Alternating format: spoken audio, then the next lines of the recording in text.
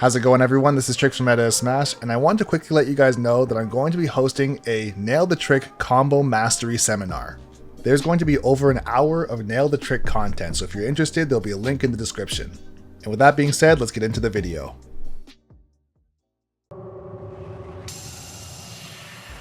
Say we're like in this position, you kept doing side B or something, so I was trying to bait it out.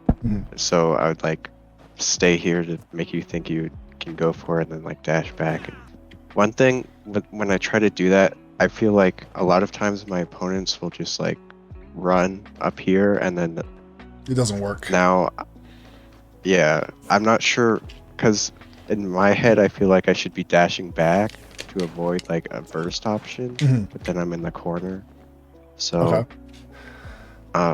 so there's two things here. This is, I would say, it boils down to, at least for me, if you're playing against a player who doesn't get what you're trying to do. Once again, this actually came up with in conversation yesterday as well with Izza, that if someone that you're playing against doesn't get that you're trying to condition them, then you don't have to really reinvent the wheel on how to condition them. If you know, okay, if I stand right here and I just go for a dash attack because I believe I can hit you, then it makes your game even easier. You don't have to really dance on me that much. It's just dash out of the way once, come back in with a dash attack. Dash out of the way once, stand here and shield because you know they're not going to grab you. And then, once again, punish them from there over and over again. It really does boil down to that belief system. And I was talking to him saying, like, if you're a good player, you don't have to really do too much. But if you are a newer player who's trying to implement these things, then it's like, okay, well, I don't trust myself. I don't trust that they're actually conditioned, because when I try and like do this cool thing or do this specific conditioning technique, it doesn't work on them. I can say this also boils down to players not recognizing the dangers of falling for a bait, right? This is like, honestly, as far as Twitch goes, this is being JoBaited, if you've ever heard of that term. Yeah. Right. So literally, so let's say, for example, if you were to dash back, so just dash back right now. So dash back. If I go like this, and then let's say I just start jabbing because I'm freaking out. If you know that that's what I do as far as my panic, literally, let me dash, and then you know I'm going to jab. Just jump over it, come down with Nair. Right? Come down with Nair, and then you get your Nair up smash or your dash attack or whatever you want. Because you know, every single time, it's like, I just believe I can hit you, and I don't think you're going to move because I'm just weird. If that's what happens, if I'm just weird and I keep on dashing towards you and you just dash out of the way, then don't think to yourself, okay, well, that was close. Like, now I have no space, but I have a little bit of space to dash back again. Because like, if I am super unga bunga and I actually dash attack you twice, then you really didn't need me to do that second one. Right? You could have just punished the first one. That being said, too, is if you weren't sure, and this is also part of the belief system as well, is if you weren't sure if I was actually going to do that second dash attack, jump over, reset on the other side, and bait the same thing again. Stand in front of me. If I go for a dash attack or dash grab or side B or whatever, literally, dash back beats all of those things. Right? Dash grab, dash attack, side B in the case of a character that has like Falco side B, Falcon side B, Ganon, Incineroar, all those things.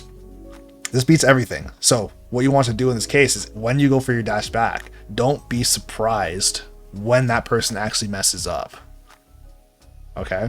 And then you should know what your whiff punish is immediately. And if it's only dash attack, you now have to learn how to flesh out your dash attack combo tree. So when you hit someone at 0 or at 30 or at 100 or whatever it is, you're actually getting something off of it versus saying dash attack's not worth whiff punishing with. It's one of your best moves. Honestly, it's frame 4, it combos, sets up for juggle situations. It's actually wild. I wouldn't say it's as good as Nair, but it's still a very good whiff punishing move. So, I can also say this too, like, with regards to how we're playing, there are going to be some situations where you think you had me conditioned and I do something completely different. The reason why that happens as well is because I'm also paying attention to what you're doing too. Okay? Right. So it makes it a little bit more difficult, but if you know, let's say for example, if you're dashing back and forth and instead of dash attacking from here because I'm expecting you to dash back, I'm going to continuously dash closer and closer to you and gauge, are you moving further and further back, or are you actually going to throw something out eventually? Because if you'd never throw anything out eventually, then I'm just going to side B you when you actually have nowhere to go. So your only answer is jump or shield, and if you don't do that, then you get hit. Okay?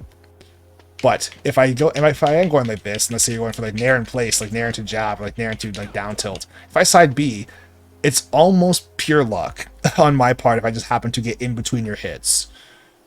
Okay? If you throw like let's say a very unsafe move, like let's say you actually go for your own side B, which you shouldn't do, or if you go for like dash grab or dash attack, that is something that I could side B a little bit more confidently as a obvious mistake. But if you just land with Nair, I don't know what you're going to do, so I'm not going to side B. I'm going to try and take more space and get a bit closer to you. And if I happen to, let's say, jump in with Nair, then down tilt, if you know that that's what I like to do, I like jump in with Nair, then up tilt. If you see either of those moves, you could try against down tilt, I would try Nair over top. So if I down tilt, jump over top with Nair. Or if I jump in and go for up tilt, then you can go for dash attack against that. Here's the thing. At the end of the day, I had to also preface too that we're playing Fox online, and a lot of the things I'm saying to do are very, very not easy to do online. Online, it's like, well, you could be 100% right, but your execution was slightly off because lag, input delay, whatever else, and now it just doesn't work, and now you just don't believe or trust yourself. Yeah. Right. I feel like it's one of the reasons why these concepts like aren't intuitive to me, because I basically learned the game online. It's like doing a lot of these things, it's not really quite as easy. It's usually easier, like especially against low level players, they'll just like do something stupid on your shield and you just do that. And it's like elite smash. I can say like, so here's the thing. I can say whether or not it's low level players that do something stupid on your shield, the only difference between top players versus low level players as far as doing things stupid on your shield is that low level players will do it much more frequently. So when a high level player or top level player does something stupid on your shield, it happens very, very infrequently, and you have to be ready for it. Whereas like with a low level player, you can be not even half ready for it, but you get like 15 chances per stock, so it's like, who cares, right? But if a high level player like accidentally dash attacks your shield, it might happen once, and you got to be super ready. It's the sliding scale as far as saying how many opportunities do I have, but to say that a top player will never ever make a mistake is just not true. They make just way less mistakes. The mistake that they are making more often than not is them taking a risk more so than actually making an input mistake. Yep. Right there, you jumped over, right? And I'm just dead, almost. If you shined me, I would have started crying. okay. Yo, we take those. I didn't think I was going to have to tech that, not going to lie. Oh my. Here I am thinking I was sick. So that Nair is not safe on shields, right? If you Naired out a shield, you would have caught me. Yeah. Yo. What's going on? Oh my, this guy's different. I've kind of had an epiphany / awakening with regards to how I want to approach neutral in this game. Although you can't react online, there's a lot of things that you just don't have to do. If it's not reactable, then why are you even trying to like stop someone from doing something in an unreactable situation? Just don't be a part of it, right? Just don't participate in something if you can't do anything about it truthfully. If you have to, like, let's say Nair spot dodge, it's like, why are you Nair spot dodging? Because like, let's say for example, if I go Nair spot dodge, like before I've even hit you with Nair or even done anything at all, it's because I just believe that my Nair's not going to work. It's like, well, if I believe Nair's not going to work, two things. Number one, either throw it in a different spot or don't use that as an approach. Right? I shouldn't ever think to myself, Nair spot dodge is a real thing, or like Nair into like roll away or something.